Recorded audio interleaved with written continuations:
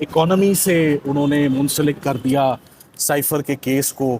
कौन सा दुश्मन मुल्क था, कौन सा सीक्रेट था, कौन सा फ़ायदा हुआ किसी बार के मुल्क को, वो सारी की सारी चीज़ें जो हैं वो सरकार के केस में जब फाइनली कंक्लूड हुआ तो वो जिसे कहते हैं धड़ाम करके वो केस गिर गया। जजेस भी काफ़ी इस बात पर कंसर्न थे कि ये इकोनॉमी का जिक्र कहाँ से आ गया, ना ऑफिशियल सीक्रेट्स एक्ट में इसका जिक्र है। कि पाकिस्तान की इकोनॉमी को बड़ा धचका पहुंचा इस सारे अमल से। फाइनल आर्ग्यूमेंट्स शुरू हो चुके हैं और फाइनल आर्ग्यूमेंट्स में आपने सुना होगा कि जज साहब ने कहा कि हाथी तो निकल चुका है, पीछे उसकी सिर्फ दुम रहती है। तो हाथी निकलने का मतलब ये है कि हमने अपना मेन केस प्रोसिक्यूशन का अच्छी तरह झंझोड़ भी दिया है और अच्छी तरह वो डिमोलिश भी हो गया उस केस के अंदर। अब कुछ नहीं रह गया। अब पीछे एक छोटा सा चार्ज जो रहता है कि ये रिस्पॉन्सिबिलिटी किसकी थी और साइफर वापस नहीं आया, इसके ऊपर कल कुछ दलाइल मज़ीद मैं दूंगा। 15 मिनट के मेरे दलाइल होंगे और उसके बाद फिर डिपेंड करता है कि जजेस कितना सुनना चाहते हैं प्रोसिक्यूटर्स को और वो कितना टाइम लेते हैं। उनके पास एविडेंस तो सारा पड़ा जा चुका है, तमाम हालातों वाक़यातों।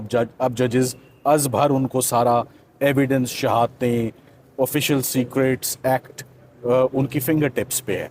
तो अब जो असिस्टेंस आनी है सरकार की जानिब से, उन्होंने हमारे सिर्फ सवालों के जवाब देने हैं कि डॉक्यूमेंट्री एविडेंस किधर है। डॉक्यूमेंट्री एविडेंस तो सफ़ा मिसल पर आया ही नहीं है।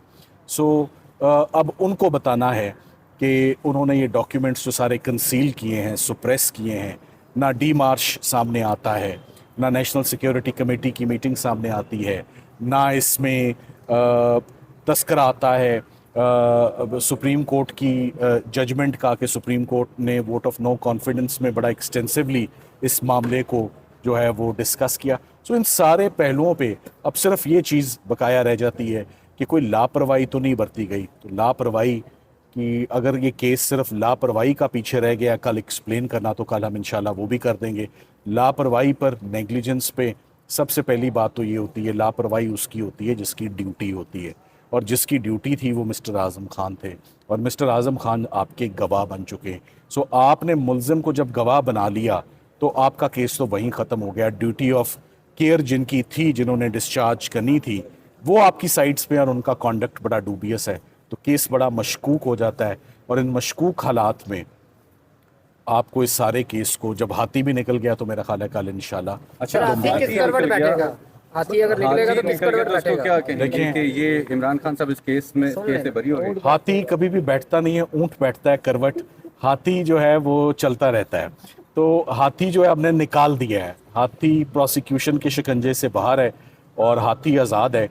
पीछे एक छोटा सा चार्ज रह जाता है जिस पर कल आर्ग्यूमेंट सुनेंगे 15 मिनट से 30 मिनट और उसके बाद सरकार ने जितना टाइम लेना है वो लेंगे और फिर फैसला मुतवक्किल है इस पर। Thank you. बातें लंबी हो जाती हैं। अच्छा, कल समझें कि ये केस कल ये फर्क हो जाएगा जी, कल केस मुकम्मल कंक्लूड होगा। कल फैसला आ जाएगा इसका? ये अब जजेस पे डिपेंड करता है, फैसला उन्होंने देना है, मैंने कंक्लूड करना है। अच्छा, लगता है क्या? मेरा ये ख्याल है कि सिर्फ 7-8 सवाल पूछने हैं सरकार ने। साइफर किधर है? साइफर सफ़ा मिसल पे ही नहीं है। आपने कम्युनिकेशन कब हुई, कब कन्वे किया, किस वीडियो में किया? शाह महमूद कुरैशी ने या इमरान खान ने वो वीडियो या वो एविडेंस जो है वो हमारे आगे रखें। फॉरेन पावर कौन सी, उसका नाम बता दें। फॉरेन पावर जो मुस्तफ़ीद हुई है इनके एक्शन से वो बता दें। और साइफर ड्यूटी किसकी थी लेना, वापस करना किसकी ड्यूटी बनती है, वापस कौन करता है। ये वो तमाम एस्पेक्ट्स हैं जिसके ऊपर 95% मैं समझता हूँ केस आर्ग्यू हो चुका है। मेजर केस तो जजेस ने खुद ही कह दिया, बार उन्होंने कहा मौका ज़रूर देंगे सरकार को कि अपना वो केस संभाले। आप बताइएगा, क्या साइफर तलब भी किया जा सकता है कल? देखिए, चीफ जस्टिस आमिर कर सकते हैं? नहीं, मैं ये समझता हूँ कि इस स्टेज पर जो एविडेंस खुद छुपाया हो, खुद कंसील किया हो, खुद सुप्रेस किया हो, वो एविडेंस कभी भी सामने एपेलेट कोर्ट में नहीं मंगवाया जा सकता। एविडेंस वो सामने आता है जो जब ट्रायल हो रहा हो एग्जिस्ट ही ना करता हो। वो सामने आए ही ट्रायल चलने के बाद तो उसको रिसीव, तो यानी कि आपने प्रोसिक्यूशन केस की शॉर्ट कमिंग्स या लकूनाज कवर करने के लिए इस स्टेज पर साइफर नहीं देखा जा सकता। वो बेमानी डॉक्यूमेंट है इस स्टेज पर देखना, वो उसको नहीं देखा जा सकता। The answer is simple. Sir जजेस को अप्रोच किया जा रहा है, खत भी भेजे जा रहे हैं, आप इतना अहम केस लड़ रहे हैं, आपको कहीं बैक डोर पे कहीं धमकाया गया या प्रेशर डाला भेजा गया? मुझे धमका सिर्फ आप रहे हैं और कोई नहीं डर रहा। ये बताइएगा कि अगर इमरान खान साहब के हक में फैसला आता है तो प्रोसिक्यूटर तो सुप्रीम कोर्ट जाएंगे, इसमें फिर दोबारा से ये तो हर किसी का राइट होता है जी, वो करेंगे। केस आगे नहीं जाएगा। सुप्रीम कोर्ट ने अपना माइंड पहले ही बड़ा जबरदस्त दे दिया हुआ है।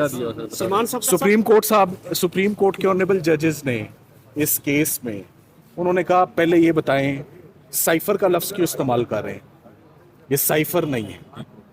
दूसरा उन्होंने कहा कम्युनिकेशन कहाँ हुई है। तीसरी बात उन्होंने कहा फॉरेन पावर का नाम बता दें। और तीनों प्रोसिक्यूटर्स का, आपने प्रोसिक्यूटर्स का जिक्र किया, तीनों प्रोसिक्यूटर्स को मौका मिला था सुप्रीम कोर्ट में एक एक करके, रिजवान अब्बासी साहब भी, शाह खावर साहब भी, नकवी साहब भी, तीनों ने अपना अपना मौका लिया था, मगर वो केस नहीं समझ। सुप्रीम कोर्ट ने बड़ा वाजे अपना माइंड दिया हुआ है इस पर। इंशाल्लाह मतलब ये समझे कि इस साइफर केस में इमरान खान साहब की राय इंशाल्लाह। Thank you very much. Thank you.